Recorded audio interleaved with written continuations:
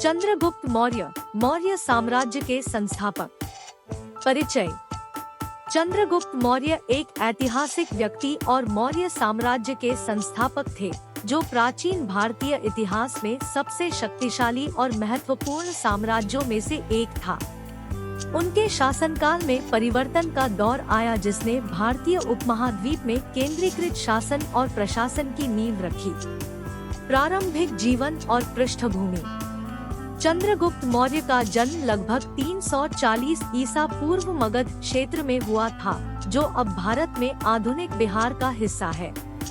उनका जन्म एक साधारण परिवार में हुआ था और अपने शुरुआती वर्षों में उन्हें कई चुनौतियों का सामना करना पड़ा। चाणक्य से जुड़ाव।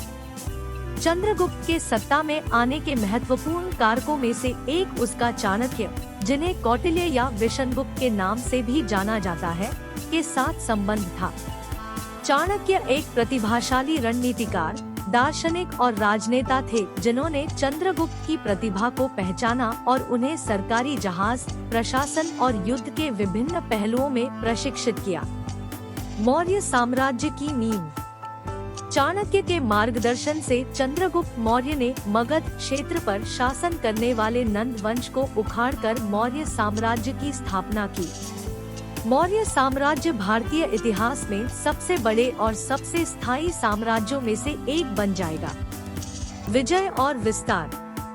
कई सैन्य अभियानों के माध्यम से चंद्रगुप्त के साम्राज्य का विस्तार हुआ और उत्तरी और मध्य भारत में उनके शासन के तहत विशाल क्षेत्र प्राप्त हुए। उनका साम्राज्य पूर्व में वर्तमान बंगाल से लेकर उत्तर पश्चिम में अफगानिस्तान तक फैला हुआ था। सेलियस निकेटर की हार।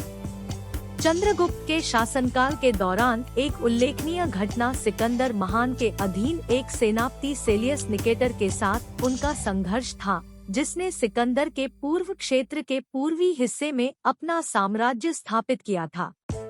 चंद्रगुप्त ने सेलियस को हराया और एक संधि पर बातचीत की, जिसके परिणामस्वरूप क्षेत्रों का आदान प्रदान हुआ और राजनयिक संबंधों की स्थापना हुई।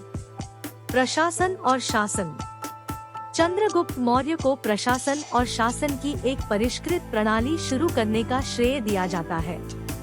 उसने अपने साम्राज्य को प्रांतों में विभाजित किया और उन्हें प्रशासित करने के लिए राज्यपालों की नियुक्ति की।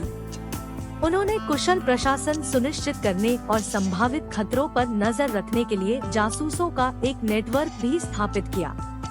प्रशंसा और उत्तराधिकार। बाद के वर्षों में चंद्रगुप्त मौर्य ने अपना शाही जीवन त्याग दिया और जैन धर्म अपना लिया। उसने गद्दी अपने बेटे बिंदुसार को दे दी। जैन परंपराओं के अनुसार माना जाता है कि चंद्रगुप्त ने सलीखाना की हत्या कर दी थी। विरासत। चंद्रगुप्त मौर्य की विरासत एक दूरदर्शी शासक के रूप में उनकी उपलब्धियों से जुड़ी है, जिन्होंने भारत में केंद्रीकृत शासन और प्रशासनिक संरचनाओं की नींव रखी। मूरिश साम्राज्य का प्रभाव उनके जीवन काल से आगे तक बढ़ा, जिसने परिणामी राजवंशों के गठन और क्षेत्र की राजनीतिक और प्रशासनिक प्रणालियों को प्रभावित किया। Ashoka the Great. चंद्रगुप्त मौर्य का पोता अशोक संभवतः सबसे प्रसिद्ध मौर्य शासक है। अशोक को बौद्ध धर्म में सुधार और अहिंसा, धार्मिक सहिष्णुता और अपनी प्रजा के कल्याण को बढ़ावा देने के प्रयासों के लिए जाना जाता है।